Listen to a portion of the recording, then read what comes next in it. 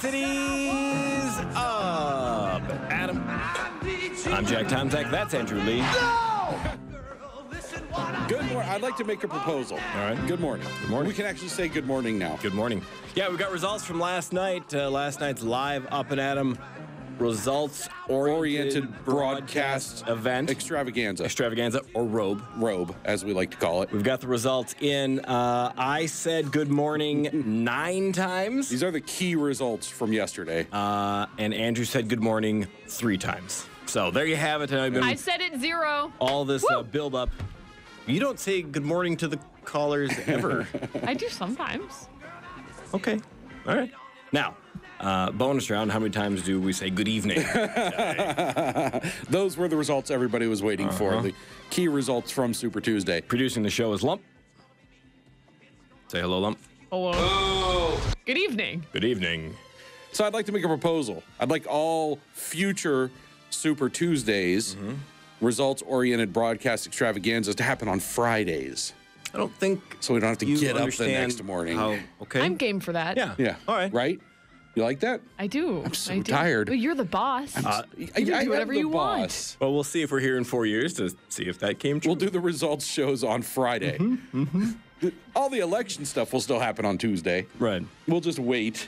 It'll be late. Do a Friday night show. Very Super late Friday breaking show. News. Yeah.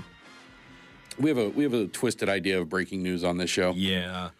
On the show today, apart from going through the Super Tuesday results, at 8 o'clock, we're going to have Majority Leader from the Minnesota House of Representatives, Joyce Pepin, giving us a call and going through some we'll talk a little session, find out how she thinks things are going to go. Of course, we'll run the gas tax past her. And we'll run our gas past her as well. Yeah, that's why she's calling in today and not coming in to the studio.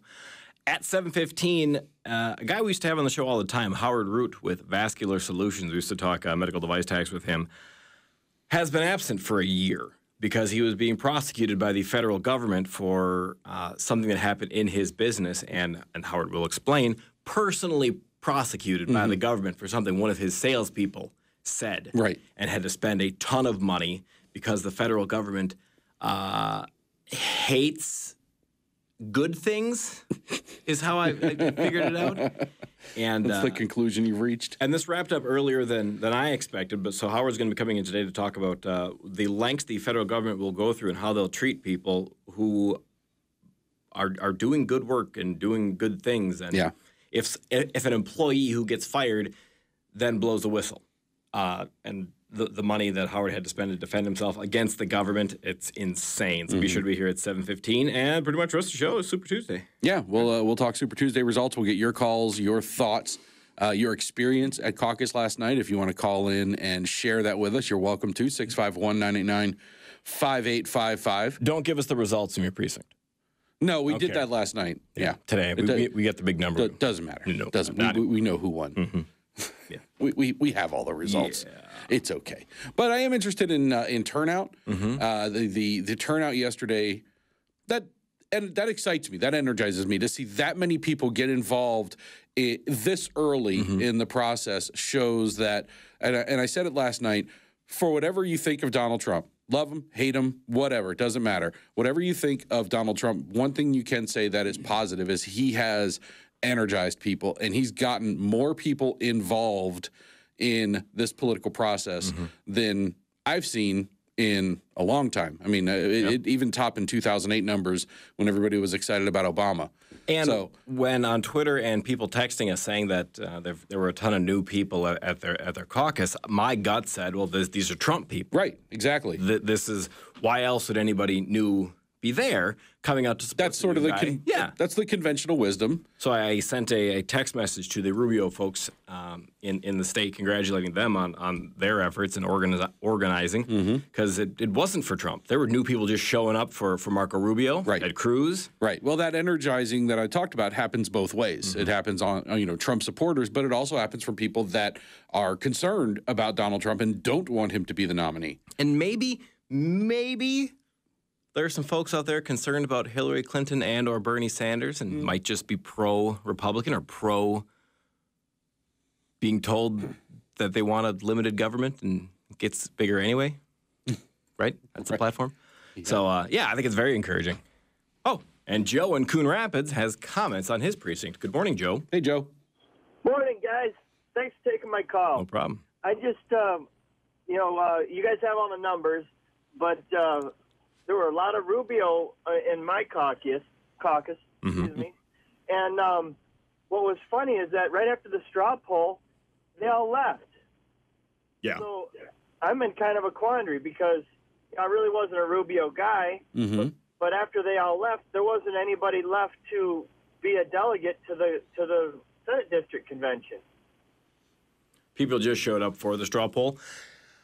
Well, yeah, and maybe they don't understand that if they want their, what do you guys think? I mean, if there's not enough delegates to go forward and whoever's left is appointed by default, how does that forward their cause? Well, the delegates are portioned out based on last night's results. Of the 38 delegates Republican Party gets, 24 of them will be divvied up, 3 per congressional district, and the rest are divvied up proportionally over the state results.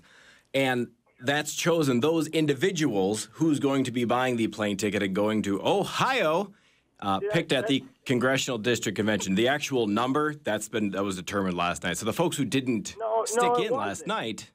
No, it wasn't. Go on. It wasn't determined because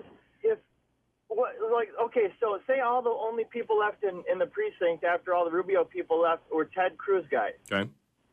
So they go on to the next step, and because they're delegates, because nobody else was going to be a delegate. So then instead of them putting forward Rubio, because none of the Rubio people voted for delegates, they all left after the straw poll. Right. Are the delegates not forward? bound by the results of the straw poll? I didn't think they are. Is that part of the law? Yeah, they are. I believe. Well, it's part of the party rules. Yeah, not law, but party rules. Yeah, for the first ballot at the national convention, those delegates are bound by last night's results. So if you people didn't even stick if around, you are they're a not going to get to go to Cleveland. Well, that's weird because I was under the impression that as those delegates move forward, I did this once way back in 2004, and things have changed. Yeah, things are different this year. So it's going to be kind of funny because I was in a quandary because I didn't know that it had changed. Actually, I hadn't heard that, and that wasn't explained. None of that was explained, and so I'm pretty. Maybe I just won't bother going because, I don't know. Are you kidding? This, Joe, is how you consolidate your power. Show up. Are you a delegate? I am a delegate. Okay. But you know what? Well, what if I decide I'm going to, because I don't want to go all the way. I don't have time. I work too much. Well, Joe, which part?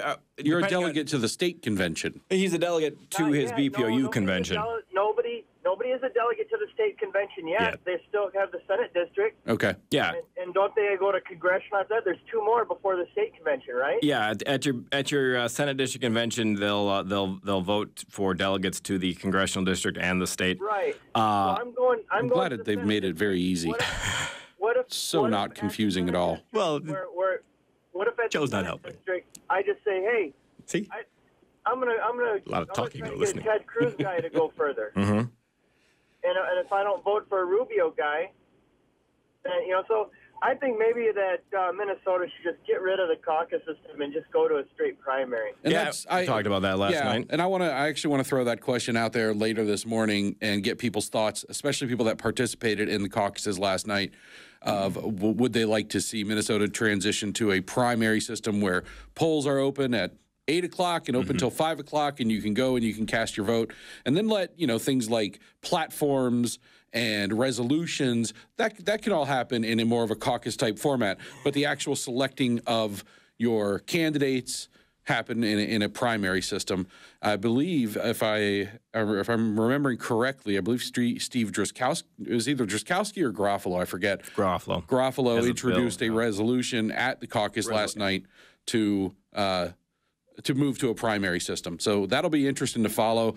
I think when you have as much turnout as you did last night, it sort of highlights the inefficiencies of the caucus system because it becomes very confusing.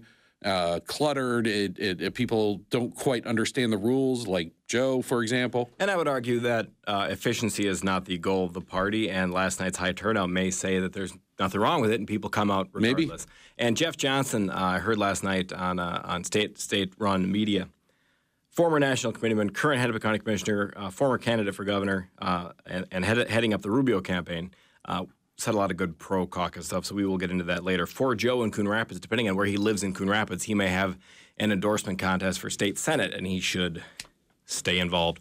All right, boss man, let's take a break and come back with a news bag. What's at the top of that bag? Is it yesterday's bag? Did you have time for a new news No, I got a brand shiny, spanking new news bag. All right. We'll save the Super Tuesday results for a little bit later in the show. I won't get too deep into that. I'll just go over some of the headlines. Rubio. It was Rubio. But we've got some Sanders.